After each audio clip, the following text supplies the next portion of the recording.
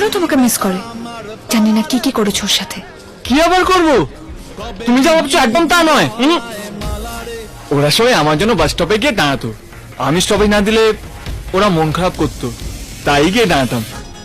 ওরা একটাও দেখার মতো নয়। কেন? ওর চোখটা, হ্যাঁ, কাজল না বলে চোখটা বোঝা যায় না। ওর হাসিটা, হাসি মেলার জিলিপির মতো, খেলেই অম্বল করবে। আর ওর ঠোঁট দুটো। ও, সেটা আগের চেয়ে বেশ সুন্দর হয়েছে। তুমি তাহলে ওর সাথেই থাকো, আমার সাথে কেন এসছো? আরে তুমি তো বললে সত্যি কথা বলার জন্য, তাই বললাম। আরে পূজা, পূজা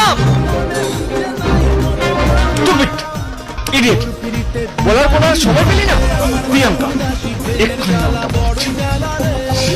কবে তো Priyanka please leave me alone ইয়ার। তুমি এখন ওখানেই পড়ে আছো?